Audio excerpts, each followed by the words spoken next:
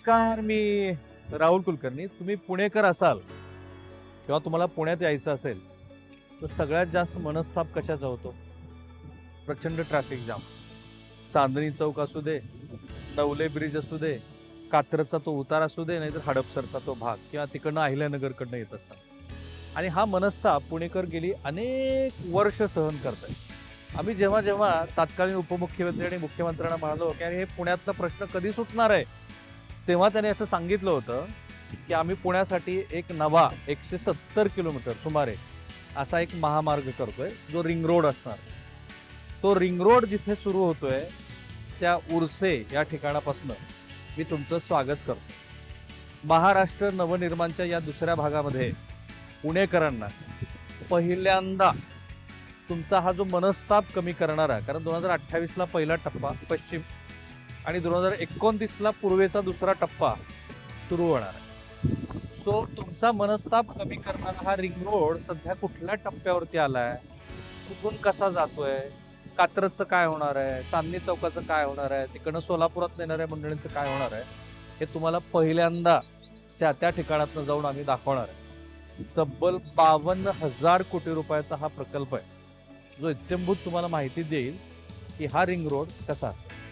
महाराष्ट्र नवनिर्माणच्या या दुसऱ्या भागामध्ये उर्से ह्या रिंग रोडच्या पहिल्या ठिकाणापासून मी तुमचं स्वागत करतो. चला हा रिंग रोड बघू. पुणे शहरात आजच्या घडीला बाहेरच्या राज्यातून आणि इतर जिल्ह्यातून येणारी हजारो अवजड वाहनं शहराच्या पोटातून जातात, कारण शहराला सोयीस्कर असा बाह्य वळण मार्गच उपलब्ध नाहीये, म्हणजे नव्हता. परिणामी शहरात प्रचंड ट्रॅफिक जाम, वाहनांचा धूर आणि ध्वनी प्रदूषण केव्हापासून वाढलं.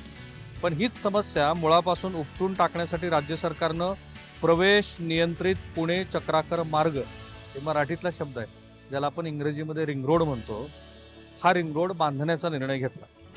या महामार्गाची सर्वात मोठी खासियत म्हणजे ज्या वाहनांचा पुण्याशी थेट संबंधच नाहीये, ती सगळी वाहनं आता शहरात न येता बाहेरच्या बाहेर वळवली जात आहेत. 1,73,000 वाहनं रोज पुण्याच्या बाहेरनं निघून जाते. हा रिंग रोड कसा असेल तर त्याचे आकडे सुद्धा थक्क करणार आहेत. 168.98 किलोमीटर लांबीचा हा संपूर्ण चक्राकार मार्ग असणार आहे. या महामार्गावरून गाड्या ताशी 120 किलोमीटर वेगानं धावू शकतील.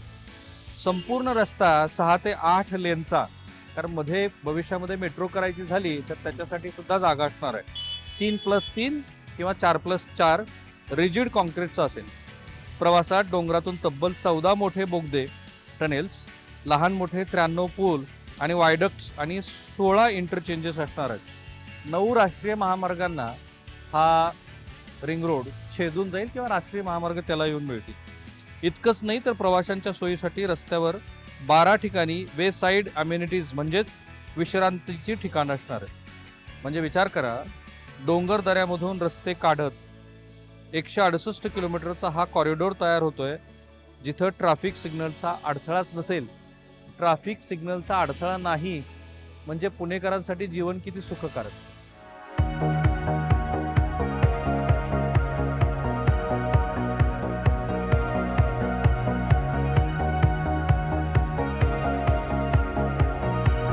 मध्ये आम्हीच तुम्हाला एक व्हिडिओ दाखवला होता की लँड ॲक्विजिशन मध्ये काही अडचणी निर्माण झाल्याच होत्या, कारण आपल्याकडे जमीन आता लोकांना नाही द्यावीशी वाटत, कारण जमिनीचं मोल खूप वाढलंय.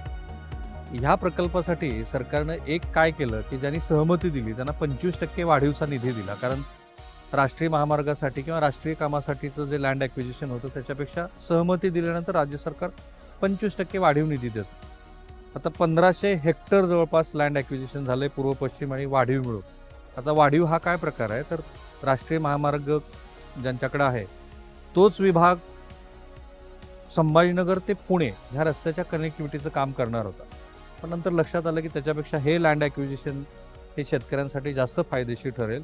आम्ही थोडीशी माहिती घेतली तर अनेक ठिकाणी 4 ते 5 कोटी रुपये प्रति एकर असा भाव मिळाला. पण सर, एक तर तुमचा परिचय करून द्या, तुम्ही सोलापूरकरच आहेत. मी Govind Gaikwad, deputy engineer MSRDC Pune. तर मी सरांशी बोलत असताना मला असं लक्षात आलं इथे आजूबाजूला आता काय भाव झालेत? म्हणजे सुरुवात किती होती ना आता? सुरुवातीला 3 ते 4 हेक्टर ॲव्हरेज असा रेट होता.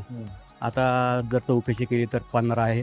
काय 15 15 कोटी पर हेक्टर 15 कोटी पर हेक्टर हेक्टरच्या आसपास हा मार्ग होतोय म्हणून. हो.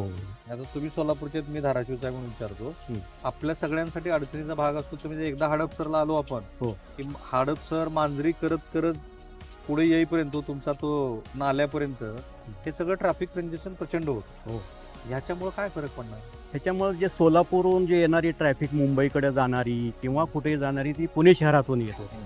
आता त्यांना ह्या रिंग रोडमुळं पुणे शहरात येण्याची आवश्यकताच नाही. तर हा रिंग रोड पुणे सोलापूरला कोरेगाव मूळच्या तिथं म्हणजे सोरतापवाडीला क्रॉस होतो. तिथं आम्ही तो इंटरचेंज प्रस्तावित केलेला आहे. त्या इंटरचेंजवरनं सोलापूर येणारी तो कुठल्याही म्हणजे जाऊ शकतो, मुंबईला जाऊ शकतो, साताऱ्याकडे जाऊ शकतो किंवा बाहेर जिथं जिथं जे आमचे 9 नॅशनल हायवे क्रॉस होतात त्या कुठल्याही बाजूला त्या आउटर रिंग रोडवरून जाऊ शकतो. ओके. मग आता हडपसर आल्यानंतर तुम्हाला पुण्यात जायची गरजच नाही गरज ते तिथं सोरतापवाडीला उर्शेला डायरेक्टली जाऊ शकता तुम्ही. ईस्टर्ननी जाऊ शकता, वेस्टर्ननी जाऊ शकता. हा प्रकल्प सुरुवात केव्हा झाली?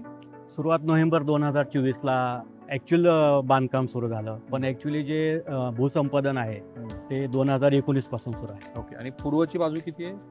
पूर्वची एकूण लांबी 104.140 आहे. त्यापैकी पूर्व भाग 72.335 किलोमीटर आणि पूर्व विस्तारीकरण म्हणजे पुणे सोलापूर ते पुणे सातारा रस्ता त्याच्यामधलं जे अंतर आहे ते 31.805 किलोमीटर आहे. आणि पश्चिम बाजू? पश्चिम बाजू 64.841 किलोमीटर. आता मी असं तोंड करू उभा आहे, उर्सेला आपण तिकडनं आलो, हो. पूर्व बाजूला जे दिसतं किंवा पश्चिम बाजूला दिसतं, तर ते कसं कसं जातात? पूर्व बाजूला कसं होतं? नाही, पश्चिम बाजूला पहिल्यांदा मुळशी तालुक्यातून जातो. त्याच्यानंतर पुढं हवेली तालुका आणि नंतर भोर तालुका करून सातारा रस्त्यावर एक शिवरे गाव आहे तिथं मिळतो. ओके. आणि पश्चिम तुमचा मावळ तालुका पहिला येतो, त्यानंतर खेड तालुका, त्यानंतर हवेली तालुका असं करून ते शिवरेला मिळतो. म्हणजे उर्से आणि शिवरे हे 2 कॉमन पॉईंट आहे. Okay. Clockwise and T clockwise. आता आपण ह्या ब्रिजच्या खाली उभे आहोत. हो. आता हा जो ब्रिज आहे याची लांबी, रुंदी आणि त्याची विड्थ? ह्या पुलाची लांबी 451 मीटर आहे आणि ह्याचे जे आहे ते 11 स्पॅन्स आहेत. म्हणजे 41 मीटरचे 11 स्पॅन आहेत. आणि ह्याचं जे कॉन्फिगरेशन आहे ते 3+3 लेन म्हणजे सातारा कॉरिडॉर जाणारा 28.25 रुंदीचा, मुंबई कॉरिडॉरला जाणारा तो पण 28.25 रुंदीचे असे 2 कॉरिडॉर आहेत. आणि हा जो रिंग रोड आहे तो 120 किलोमीटर प्रति तास 120 किलोमीटर प्रति तास डिझाईन स्पीड आहे. डिझाईन स्पीड केलेली स्पीड आहे. अर्थात त्या स्पीडनी तुम्हाला जायचं नाहीये, तुमच्या वाहनाच्या क्षमतेप्रमाणे. फायनली पूर्व पश्चिम आणि तो एक्सटेंडेड पार्ट मिळून महाराष्ट्राला कधी हा मिळणार? जो पश्चिम भागाचं जो पूर्ण करण्याचं आमचं जे टार्गेट आहे ते मार्च 2028 आणि ईस्ट जे आहे ते थोडंसं उशिरा सुरू झाल्यामुळं मार्च 2029 पर्यंत पूर्ण करणार आहे. आणि पूर्व विस्तारीकरण हे जे आहे तर त्याच्या लँड ॲक्विजिशन 78.10% झालेलं आहे आणि त्याच्या लवकरच निविदा आम्ही कॉल करणार आहोत. ओके. साधारण नियम असा असतो की 90% लँड ॲक्विजिशन झाल्याशिवाय प्रकल्पाला त्याची टेंडर प्रक्रिया होत नाही. मला सांगायचं हेच आहे की जेव्हा 1 ट्रिलियन इकॉनॉमीची भाषा आपण करतो, कारण महाराष्ट्र 1 ट्रिलियन झाला तरच देश 5 ट्रिलियन होईल.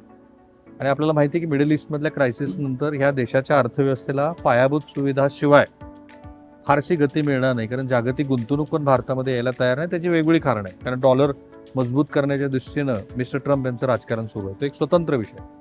हे का समजून घ्यायला हवं तर महाराष्ट्राच्या प्रगतीला मधल्या काळामध्ये विलासराव देशमुख यांच्या काळात काही पुश मिळाला, त्यानंतरच्या मुख्यमंत्र्यांनी बरेच प्रयत्न केले, पण आत्ता ज्या पद्धतीच्या पायाभूत विकासाची कामं महाराष्ट्र बघतोय ती उत्तम आहेत.